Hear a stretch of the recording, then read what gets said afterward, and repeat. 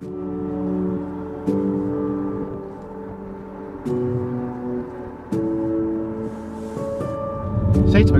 ja 80-ndatel tunti Volvosid kui tanke. Selle sõna taha peideti nii autode välimus, materjal, millest nad koosnesid, ehk siis nad olid korralikud rauast tükid ja sellest tulenevalt olid nad ka turvalised. Ja teine pool oli see, et Volvod pidasid väga hästi vastu. Tänapäevalgi näeme linnapildis vuristamas väga paljusid 70-ndate, 80-ndate ja 90-ndate aastate Volvosid, mis lihtsalt kestavad ja on väga hinnatud praktiliste sõiduvahenditena. Tänapäeval on võrdlus tangiga võib-olla natukene kohatu, sest et kuigi kuubikukujulisem kui teised, on see ikkagi kaasaegne ja ilusa disainiga masin. Mis on aga jäänud, on see põhimõte seal taga, et Volvod on turvalised ja ka Volvo ise on ettevõttena lubanud, et kas just lubadus, vaid niisugune välja öeldud lause, et nad püüdlevad selle poole, et aastal 2020 ei hukku Volvodes mitte ükski inimene.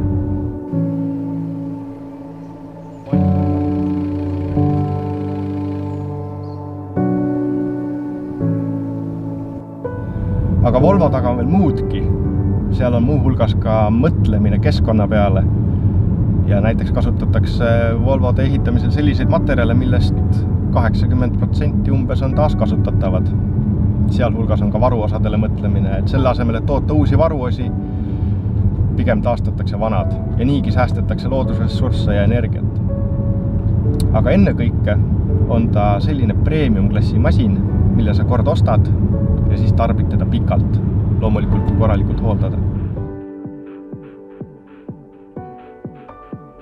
Ja kõige selle tõttu ilmselt ongi Volvole juba 3 aastal järjest omistatud kui tiitel üks maailma eetilisemaid ettevõtteid, sest et nad ei mõtle mitte ainult turvalisusele ja tehnoloogiatele, vaid ka keskkonnale, maksude tasumisele. Ongi eetiline ettevõte. See konkreetne auto, millega me täna sõidame, see on Volvo V60 Cross Country. Suur universaalkerega pereauto, mis on äärmiselt mugav sõita, paikne, võtab vähe kütust. Aga erinev on see, et tal on 4 vedu ja natukene kasvatatud clearance. Tavalisest universaalkerega V60-st on ta umbes 6 cm kõrgem, mis tähendab seda, et senisest rahulikuma südamega võib keerata ära ka kõvakattega teedelt, kartmata, et kinni jääda. Saad sikutada oma käru, mille peal näiteks on kaater, suhteliselt vabalt ka otse kuhugi veekogu äärde. Aga mis autos istudes ennekõike silma jääb, on materjalide kvaliteet ja koostöö kvaliteet. Autos ei ole naginaid ja kõik pinnad, mida ma katsun, on mõnusad katsuda. Istmete materjal on selline tugev ja tummine, rääkimata tugevatest õmblustest.